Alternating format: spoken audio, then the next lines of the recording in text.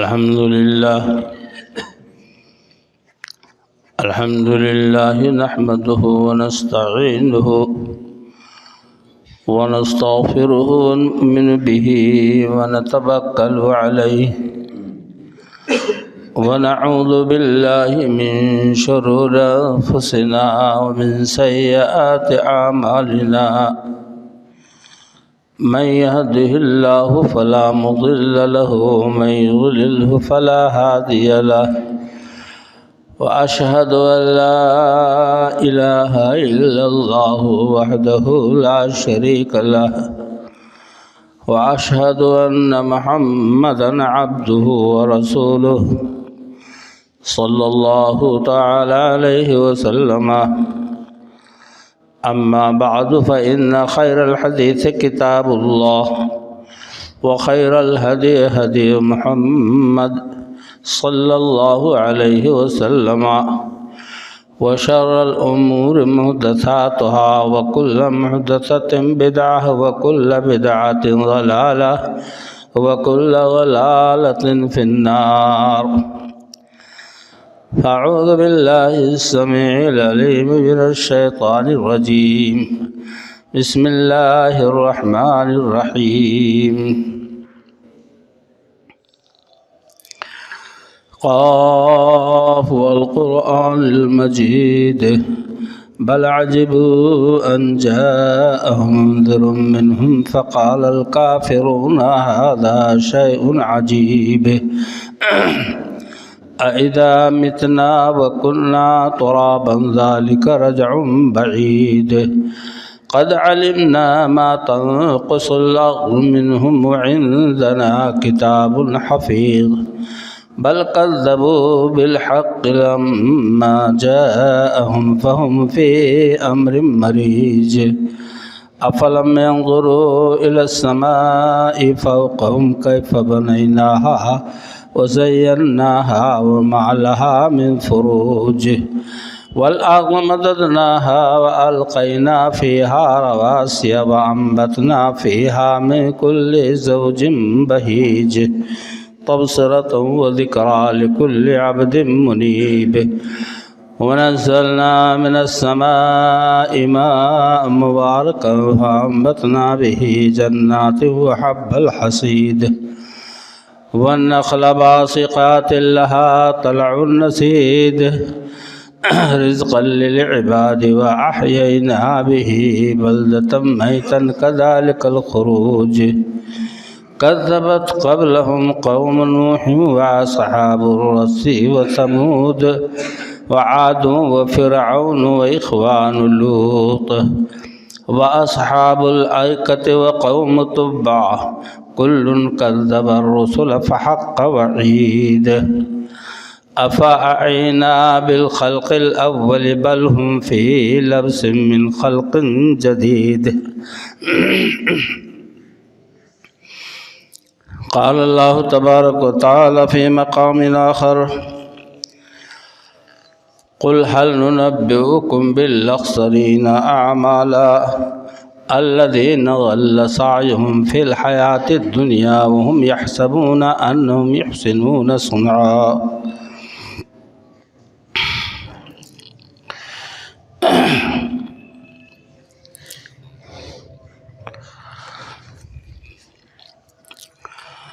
اللہ رب العالمین کی بے حد و بے حساب تعریفات جو سارے سنسار کا، سارے جہان کا، ساری دنیا کا خالق و مالک اور مدبر کائنات ہے، اسی کے دست قدرت میں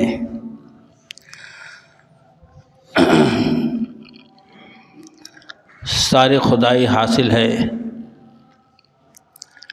اس وحدہ لا شریک کی تعریف کسی کے بس کی بات نہیں ہے کہ وہ مکمل کر دے. قرآن کا فیصلہ ہے کہ 7 سمندر، سیاہی اور درخت جتنے ہیں دنیا میں ان کے قلم بنا لیے جائیں اور اللہ رب العالمین کی تعریف لکھی جانے لگے تو 7 سمندر کی سیاہی وہ پانی ختم ہو جائے گا اور قلم ختم ہو جائیں گے گھس کر کے،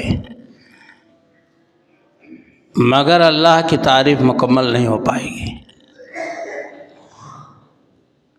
رب کائنات وہ عظیم ہستی ہے کہ اس کے لیے تعریفی کلمات ہمارے اور آپ کی زبان سے جو بھی ادا ہو جائے وہ ہمارے لیے فائدہ مند ہے۔ بعدہ بے شمار درود و سلام ہوں سید الانبیاء جناب محمد رسول اللہ صلی اللہ علیہ وسلم کی ذات مبارکہ پر، جن کے ذریعہ ہم تمام انسانوں کو، پوری امت مسلمہ کو رشد و ہدایت حاصل ہوئی اور بھلے برے کی تمیز، حلال و حرام کا فرق، جائز و ناجائز کیا ہے، ہم نے اللہ کے رسول صلی اللہ علیہ وسلم سے جانا۔ سورہ کہف کی جو آیتیں میں نے تلاوت کی ہیں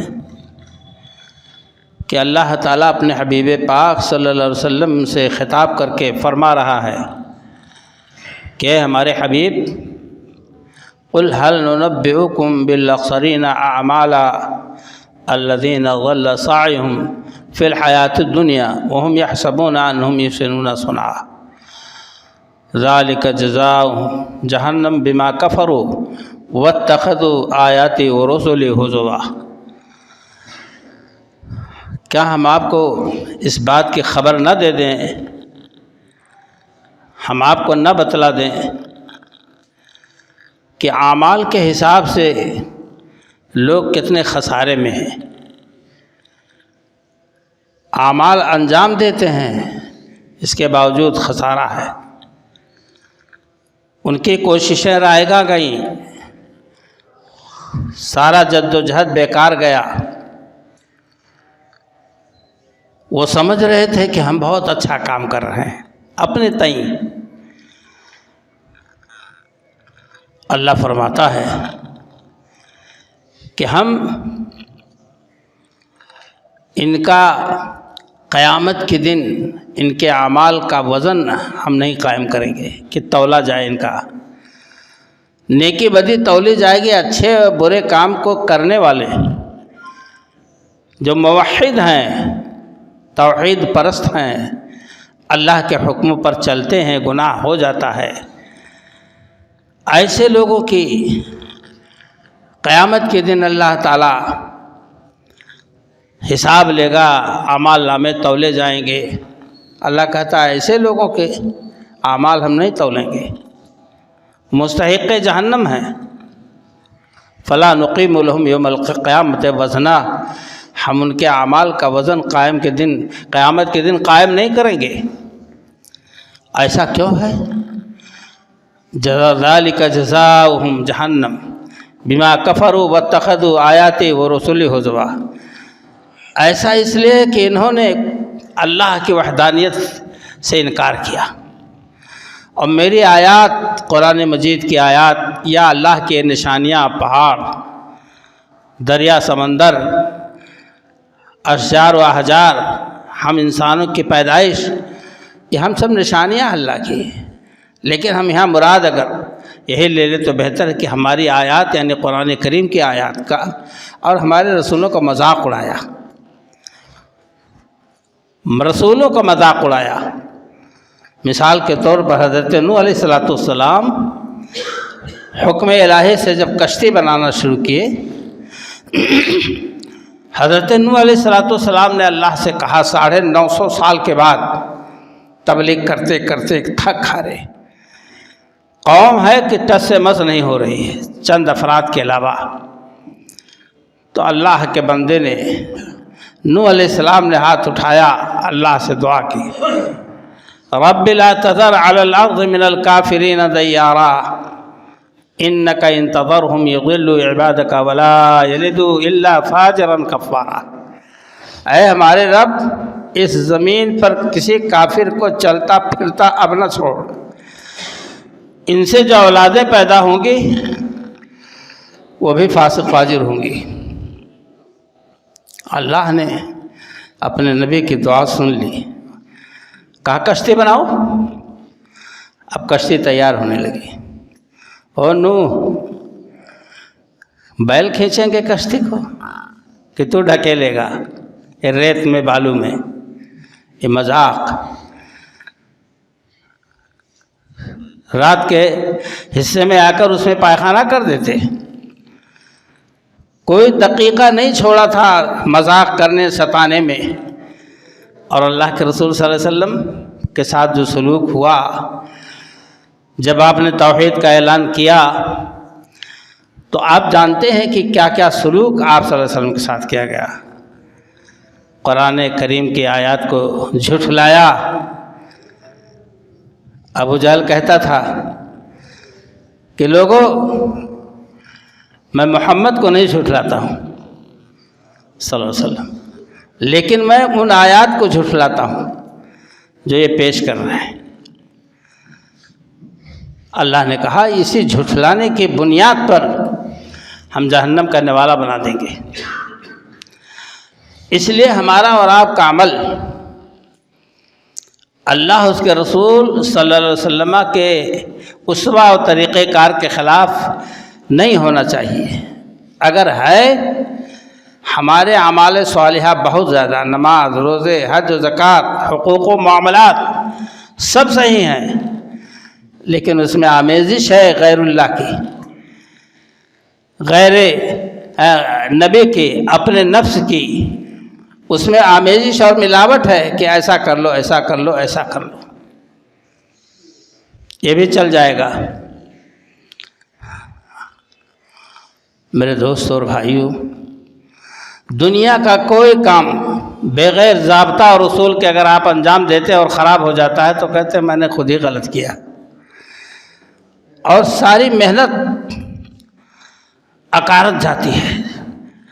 جتنا بھی اس میں روپیہ پیسہ، جتنی بھی طاقت و قوت، جتنا بھی دل و دماغ آپ نے لگایا، اس لیے وہ خراب ہو گیا کہ اصول و ضابطے کے خلاف آپ نے کام شروع کیا۔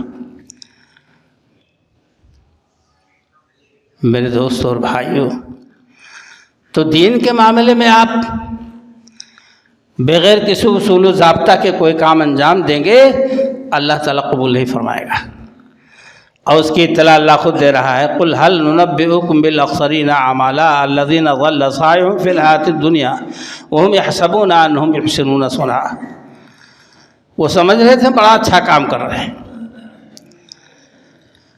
حضرت عبداللہ بن عباس کہتے ہیں کہ اللہ کے رسول صلی اللہ علیہ وسلم نے ایک شخص کو دیکھا کہ اپنی ناک میں نکیل لگائے ہوئے، جو اونٹ کے لگایا جاتا ہے، اور اس کو اس کے ساتھی لوگ طواف کرا رہے ہیں۔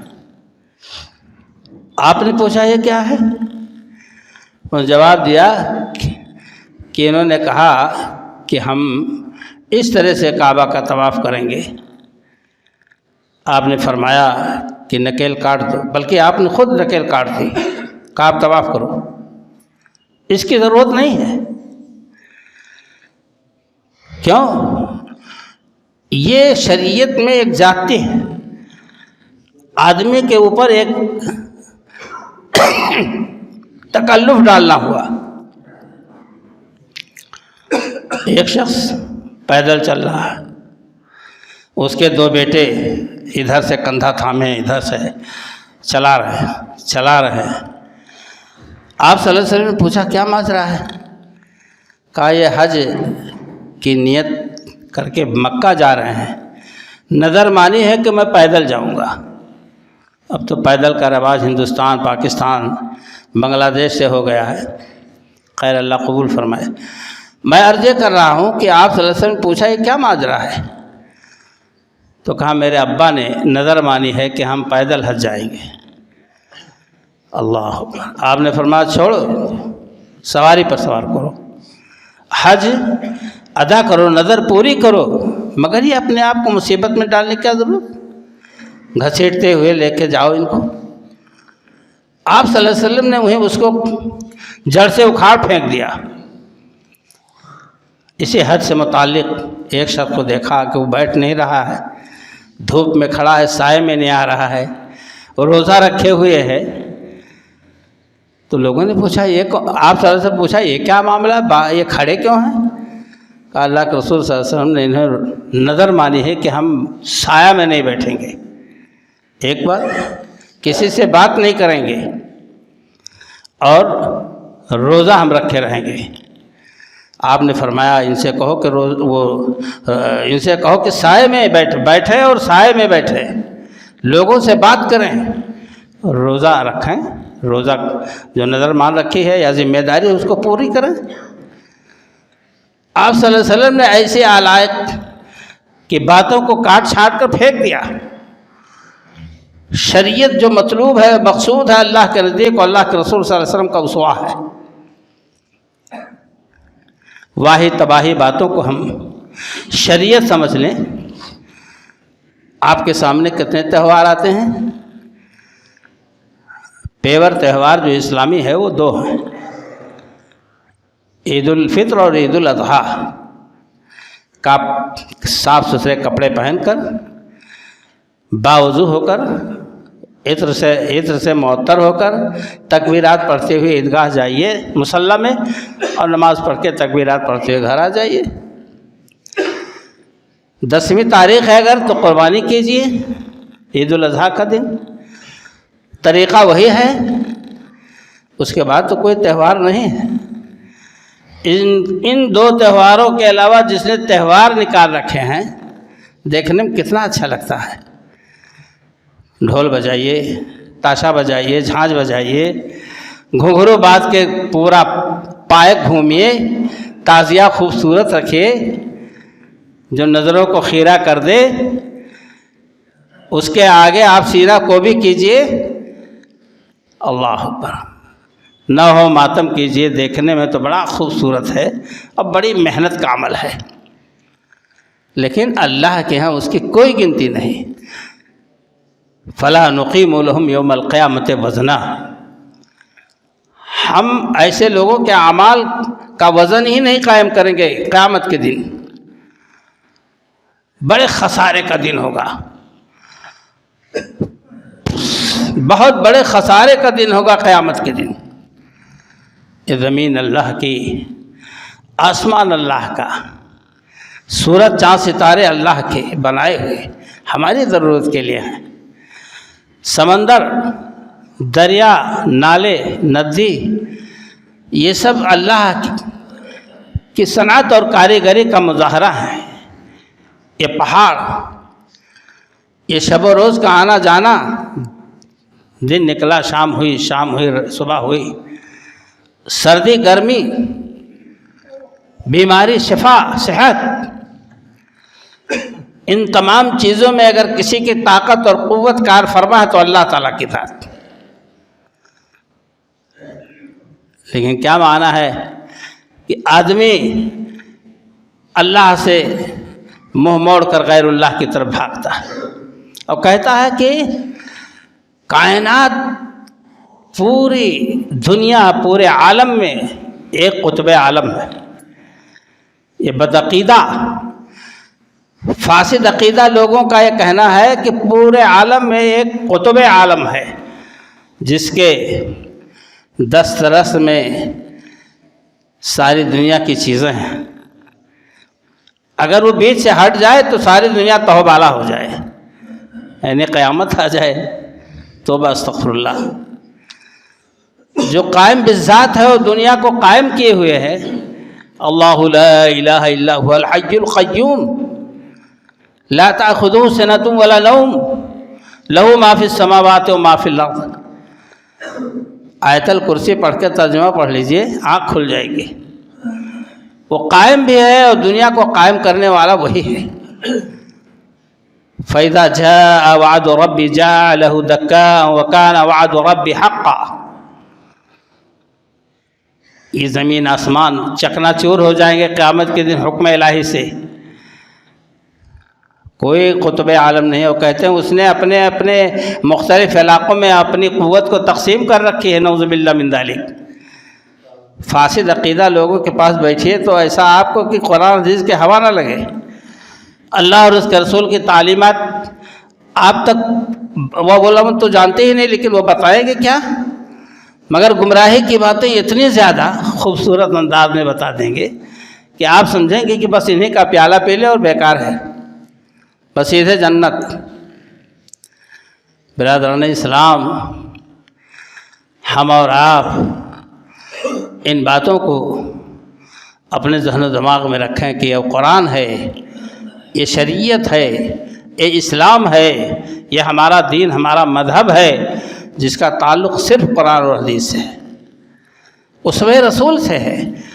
اگر مطلوب و مقصود ہمارا اسوہ رسول نہیں، اس کی اللہ کے رسول کی پیروی نہیں ہے، تو اس ذات نبی اکرم صلی اللہ علیہ وسلم اور اللہ کی آیات کے ساتھ ہماری جنگ ہے، ہم اس کا مذاق اڑا رہے ہیں، پھر اللہ کو کیا جواب دیں گے؟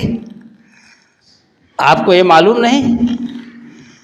قیامت کے دن اللہ تعالیٰ عیسائیوں کے سامنے عیسیٰ علیہ السلام سے پوچھ پڑے گا۔ عیسیٰ علیہ السلام کھڑے ہوں گے میدان محشر میں اللہ کے سامنے، عیسائی کھڑے ہوں گے ایک طرف، عیسیٰ علیہ السلام کے پیروکار ماننے والے۔ اللہ کا سوال ہو جائے گا، انت قلت للناس اتخذونی وامي الہین، اے عیسائی بتاؤ، تم نے کہا تھا ان لوگوں سے کہ میری ماں کو اور مجھے معبود مانو، میرا سجدہ کرو، دکھ سکھ میں مجھے پکارو، حاجات و ضروریات طلبی کے لیے ہمیں پکارو، تم نے کہا تھا۔ کہیں گے اللہ تعالیٰ تجھ کو تو معلوم ہے جو میں نے کہا ہے، جب تک میں زندہ تھا میں نے تیری توحید کی دعوت دی، تیری بندگی کی، جب دنیا سے اٹھا لیا گیا تو اللہ تو مالک ہے۔ وَإِذَا الْمَوْءُودَةُ سُئِلَتْ بِأَيِّ ذَنبٍ قُتِلَتْ، میدان محشر میں اللہ تعالیٰ ان لوگوں کے سامنے جنہوں نے زندہ درگور کیا ہے لڑکیوں کو، اس لڑکی سے پوچھے گا کہ بتا تیرا کیا گناہ تھا جو تجھے زندہ درگور کیا گیا۔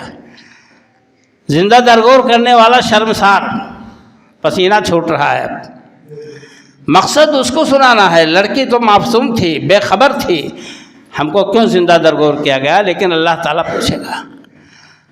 میرے دوست اور بھائیو، اتنے تہوار نکال لیے کہ ہم اور آپ سوچتے ہیں کہ کیا ہم بھی اسلام کے دائرے میں داخل ہیں کہ نہیں؟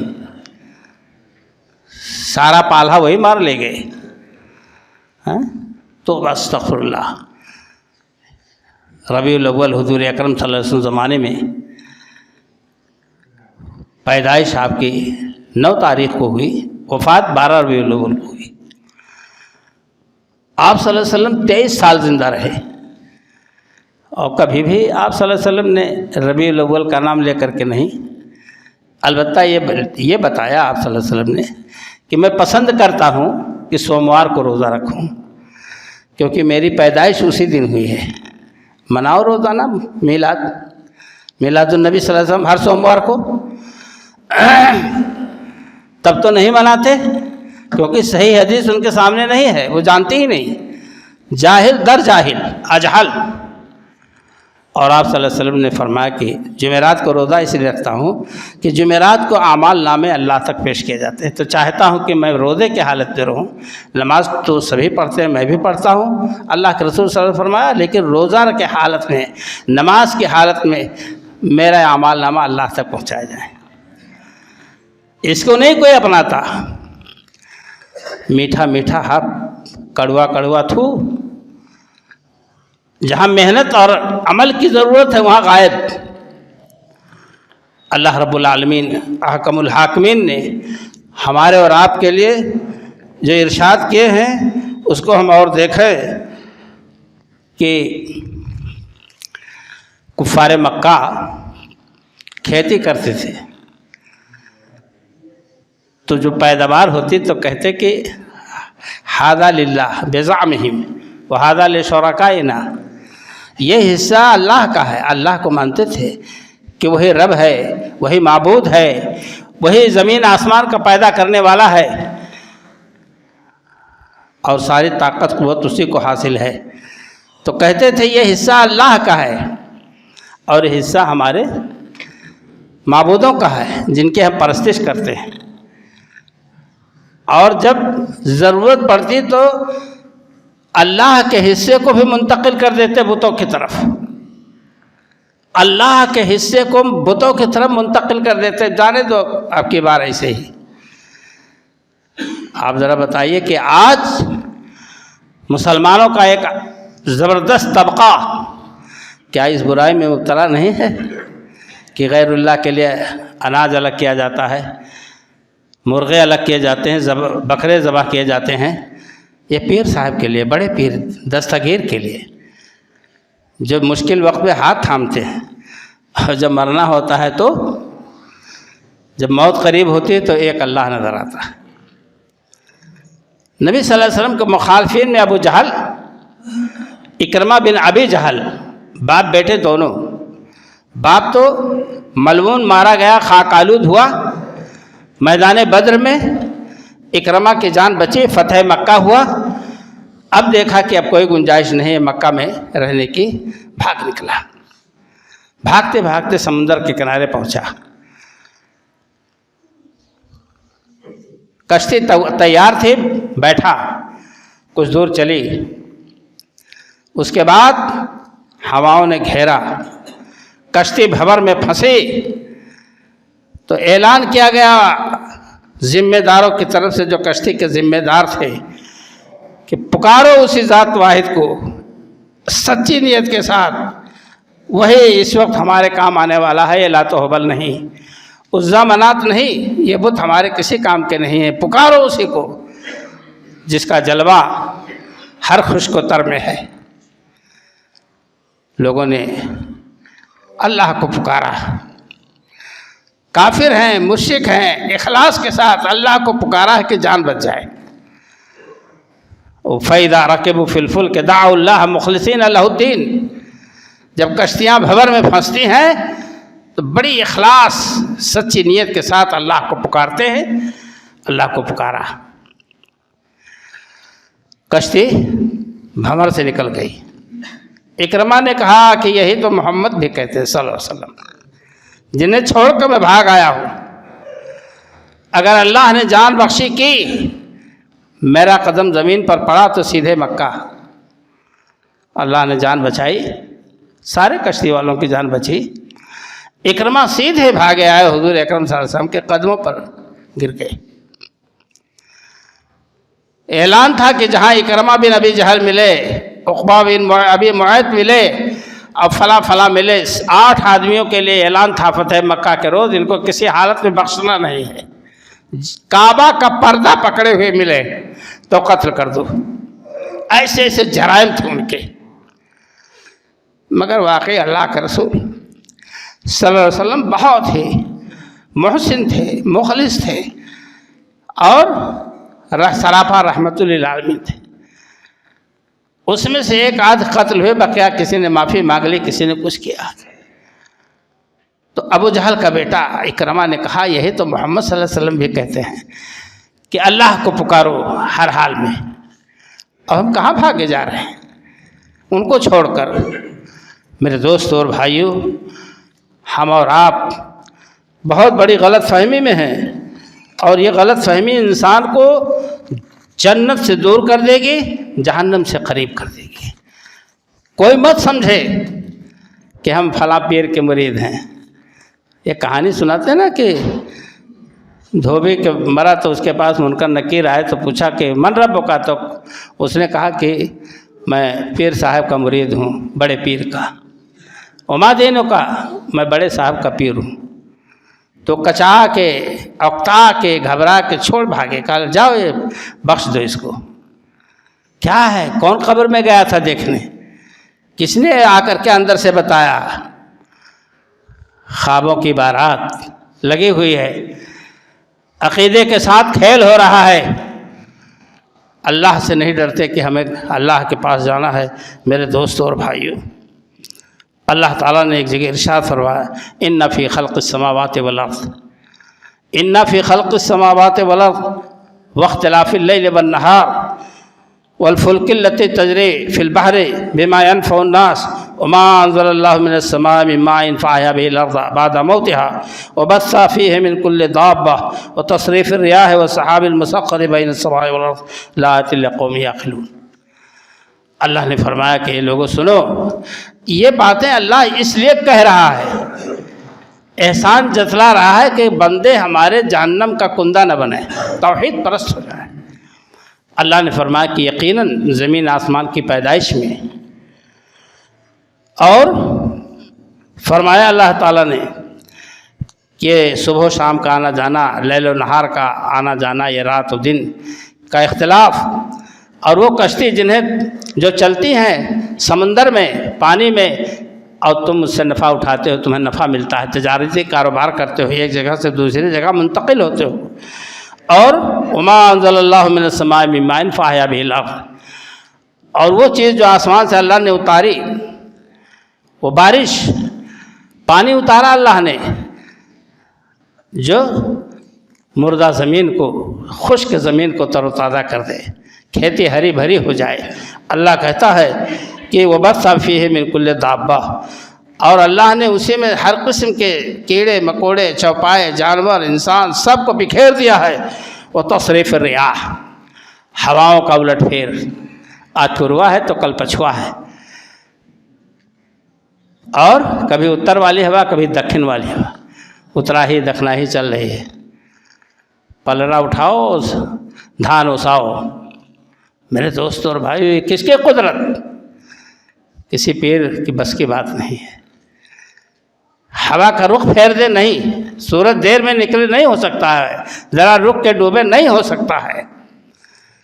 یہ دیکھیے پانی برس رہا 3-4 روز سے۔ کل ایک صاحب سے فون پر بات ہوئی، میں نے پوچھا بارش ہو رہی کہ بہت زبردست ہو رہی ہے؟ تو میں نے کہا تو فصل کے کٹنے کا موقع تھا، اللہ کی مرضی ہے، اس پر سب راضی ہیں، یہ بات نہیں ہے۔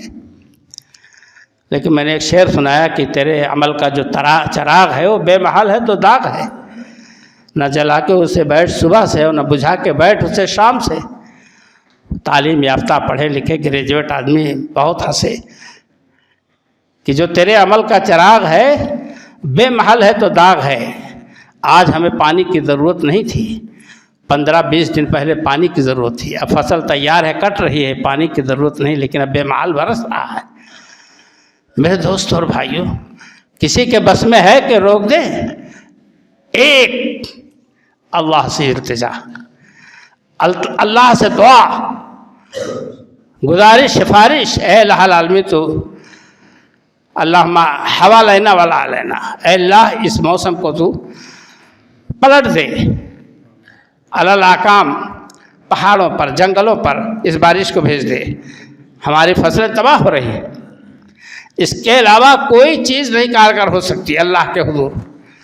میرے دوستوں اور بھائیوں، اللہ نے فرمایا وَالسَّحَابِ الْمُسَخَّرِ بَيْنَ السَّمَاءِ وَالْأَرْضِ، وہ بدلی جو لٹکی ہوئی ہے بیچ آسمان میں، کون ہے تھامنے والا اس کو؟ اس کا نکلا ہوا ایک بوند پانی تو زمین پہ آ گیا، لیکن بادل جو پہاڑ کی طرح سے کھڑے ہیں افق آسمان پر اور آسمان کے بیچ میں پہنائیوں میں، ان پہنائیوں میں آسمان میں بادل ایسے چل رہے ہیں، کون روکے ہوئے ہے؟ کس کی طاقت ہے؟ اللہ کی۔ بین السماء والارض، اللہ فرماتا ہے کہ لآیات لقوم یعقلون، عقل مندوں کے لیے نشانیاں ہیں، عبرت حاصل کریں۔ اور کہیں گے کہ ہمارے پیر صاحب چاہیں گے تو ایک انگلی کے اشارے میں سب دور ہو جائے گا معاملہ، سب ہٹ جائیں گے۔ اللہ کے قدرت کے آگے کسی کے بس کی بات نہیں ہے۔ میرے دوستوں اور بھائیوں، اللہ کے نبی جناب محمد رسول اللہ صلی اللہ علیہ وسلم کو بھی لوگوں نے نہیں بخشا اور کہا یہ غیب جانتے ہیں، یہ ہر جگہ حاضر و ناظر ہیں، یہ خزانے کی کنجیاں آپ کے پاس ہیں اور جس کو جتنا چاہتے دیتے ہیں، آپ قاسم الرزاق ہیں۔ ایسے الفاظ جو صرف اللہ کی ذات کے ساتھ مخصوص ہیں اور کسی کے لیے نہیں۔ اللہ نے اس کی وضاحت کر دی، قل لا اقول لکم عندی خزائن الارض، آپ کہہ دیجئے میرے پاس زمین کے خزانے نہیں ہیں، ولا عالم الغیب، اور میں غیب بھی نہیں جانتا ہوں، ولا اقول لکم انی ملک، اور میں یہ بھی نہیں کہتا ہوں کہ میں فرشتہ ہوں، اور ان اتبع الا ما یوحی الیہ ما یوحی، اور میں تو صرف اللہ کی وحی کردہ کتاب بات آیت کی میں پیروی کرتا ہوں. قل ما کنت بدعا من الرسل وما ادری ما یفعل بی ولا بکم. اور کہہ دیجئے لوگوں سے کہ میں کوئی نیا رسول نہیں ہوں. ما کنت بدعا من الرسل ولا ادری ما یفعل بی ولا بکم. اور یہ بھی بتلا دیجئے کل کیا ہوگا، کس کے ساتھ کیا کیا جائے گا، نہ میں نہیں جانتا ہوں. یہ اللہ نے اپنے حبیب صلی اللہ علیہ وسلم پر آیت اتار کر کے عقیدے کی صفائی کر دی ہے، شفاف کر دیا عقیدے کو کہ ہمارا عقیدہ اللہ کے رسول کے ساتھ کیا ہونا چاہیے.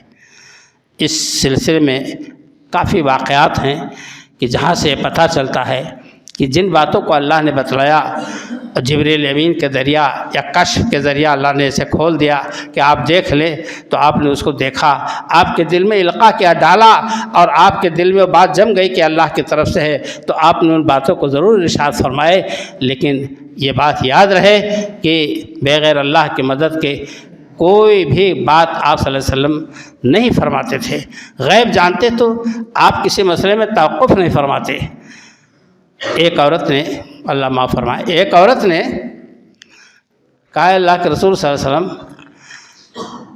سعد بن معاذ انتقال کر گئے، ان کے بھائی نے سارا مال ہڑپ کر لیا، ہماری بیٹیاں ہیں، شادی درکار ہے، ہم کہاں جائیں؟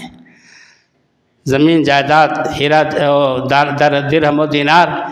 آپ نے فرمایا ٹھہرو، پریشان نہ ہو، اللہ حل نکالے گا.